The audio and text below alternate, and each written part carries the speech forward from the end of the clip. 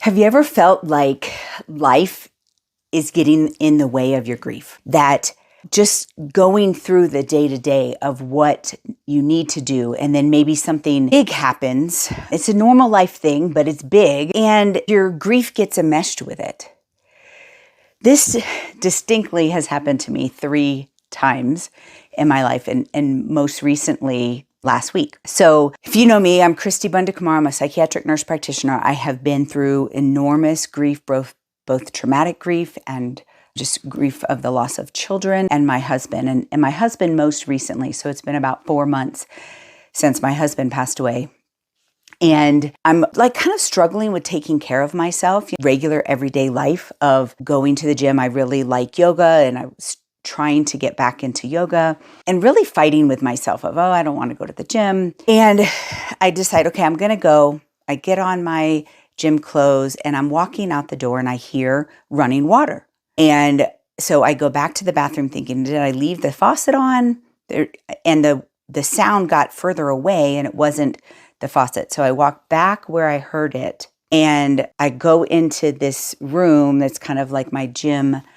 And you can see the video. There's literally water coming out of the foundation of my home. And it just feels overwhelming that now I have to deal with this, right? And so you kind of go into panic mode or fight or flight or fix the problem mode. And so I'm trying to just get a bucket to hold the water. And I'm calling someone who is a construction person to what do I do? And thankfully, it's way after hours. He answered the phone and came over in that process, right? But what I'm talking about here is when life seems to get in the way of you grieving. Like I'm trying to do what I'm supposed to do. I'm trying to take care of myself. I'm trying to meditate and go to yoga and exercise my body and move this grief out of my body. And life goes, now you have this problem. You've got to fix this problem. And if you're going through grief and you're following me but we still have to go through life. Life still happens. I remember the first time I said, shouldn't I get a break from normal life stuff? we had just moved to Colorado. My son was very sick, had just gotten out of the ICU, pretty significant respiratory and life-sustaining things going on with my son. And a storm comes, and I don't think much of a storm. I'm new to Colorado. And this water storm had a quarter of my house move about 4 inches. And there I was, new, no one in town, and I have a huge foundational issue with the house that I just bought.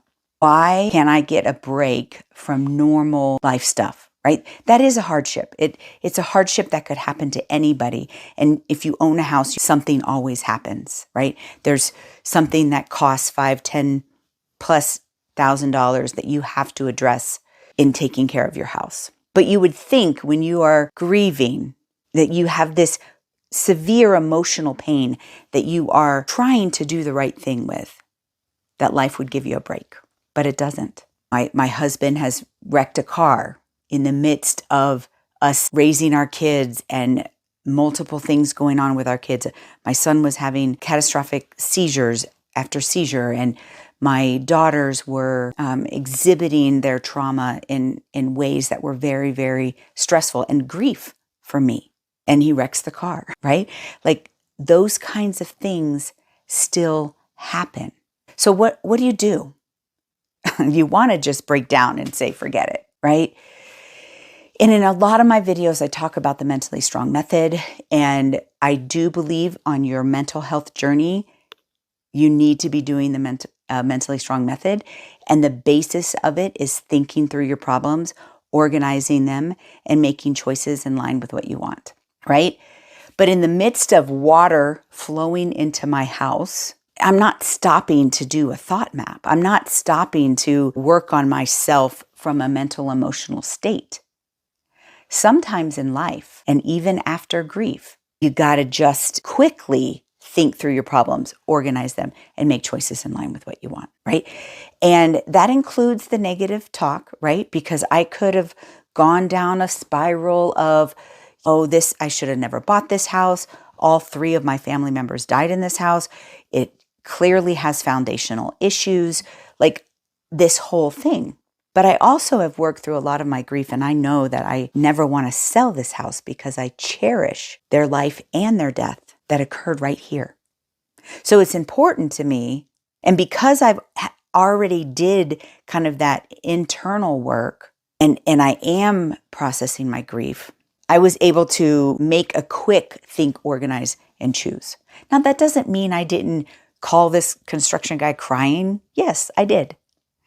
It doesn't mean that I didn't feel defeated at the end of the day. It doesn't mean that I was feeling discouraged of I'm trying to make the right decision to go to the gym and something stops me. Like I go there, we go there. Don't stay there. And so what do you do when life gets in the way of your grief? When you're doing what, I'm telling you in these videos, or your counselor is telling you, like you're doing the work and life hits you. Something happens.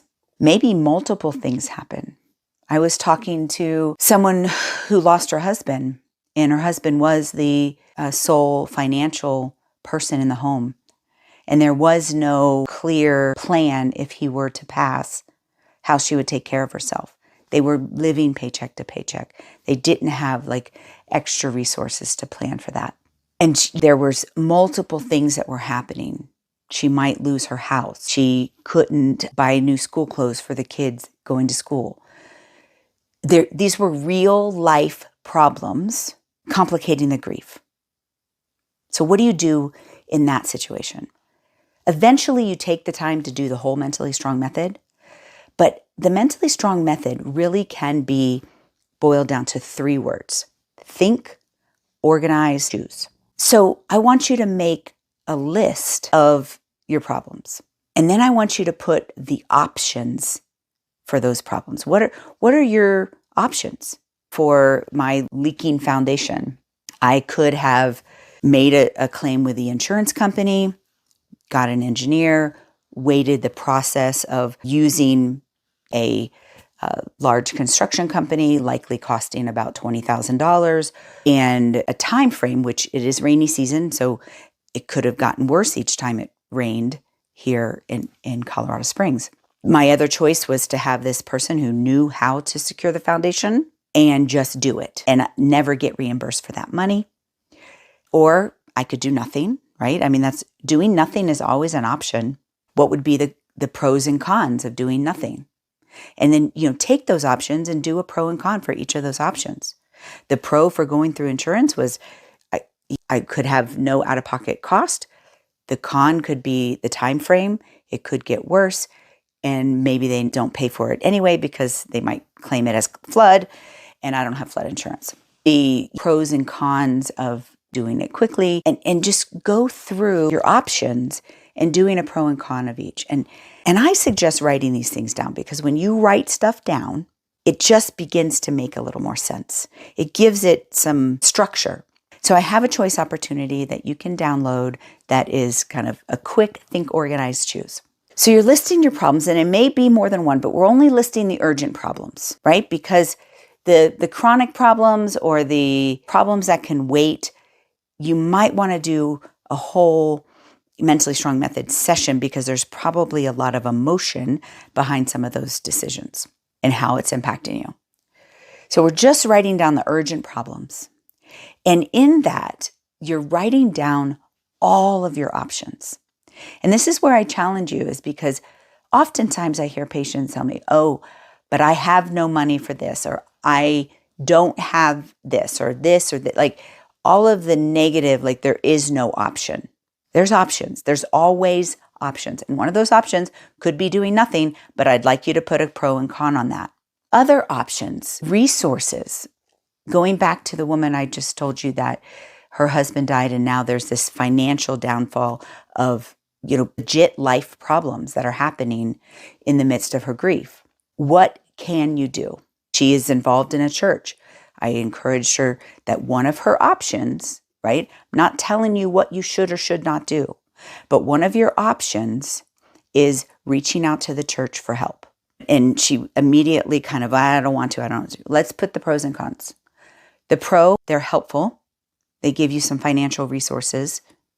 The con, they say no, and it hurts your feelings, makes you angry that the church wouldn't help you in this time. But putting it on paper helps you to decide, is it worth it? Because you're right, the con could happen, but it's still a viable option to your situation. And then you're going to make a choice. Put all of your options, and I want you to think through and include asking for help. Oftentimes in grief, people want to help you, but they don't know how to help you. And if you don't tell them how, they can't. And your pro and con there might just be fear-based. It might be based on the fear that no one will help you, and then you made yourself vulnerable and still didn't get the help. Be honest with yourself on those pros and cons. But there's always options, and that's why writing it down on paper, even if initially you think that's not an option I want to do, I want you to write it down anyway. Because when we get into that rumination where we're just like, oh, nothing's going to work, nothing, no, I can't do that, that's not a good option, you're feeding into the negative, and that's going to lead to hopelessness. You are empowered by your choices. And this is why in the Mentally Strong Method and what I'm talking about here, in a quick, whenever you're kind of spiraling and losing it, think of these 3 words. Think, organize, choose. We don't always have time to do the whole Mentally Strong Method and figure out what's underneath and the why and how this is cumulative over the years. But you do have the ability to think through your problems, organize them, and make a choice. The power is in the choice. That's why I call it power of choice. You can work through any problem. It might not get you the result that you want. It's likely not going to be easy. Who told us life was going to be easy? I honestly blame some of my religious background of like, if you just do the right thing, if you don't sin, be kind to others. And it's not just my religious background. Many religions and even spiritual things like karma, like if I'm a good person and give good into the world, good will come back. And there's truth. There's some truth to all of these things. But I was talking to somebody about karma recently, and they said, that's just too simple. It's not that simple. Parts of life are hard. And unfortunately, you don't get a break even in the midst of difficult grief. And so this is what you can do for anything. Think, organize, choose. Remember those 3 words, whether you're doing the whole Mentally Strong Method or you're just getting through a quick problem. You always have options, and the power is in the choice. I believe that although my life has been very difficult, many people's lives are very difficult. We can do it. We can be mentally strong, which is resiliency, and we can find joy and happiness even in the midst of those things. As I show that video of the water pouring into my house, and now my choice was to use my friend who could do it quickly, had it done in 3 days. My house is now secure. I was able to pay to do that quickly, and I am grateful, right? And now I go around with my phone showing people my stress and laugh, right? Like being able to find moments of joy and happiness. It's not going to be in the midst of that, but we can do this. Think through your problems, organize them, make choices. You are mentally strong.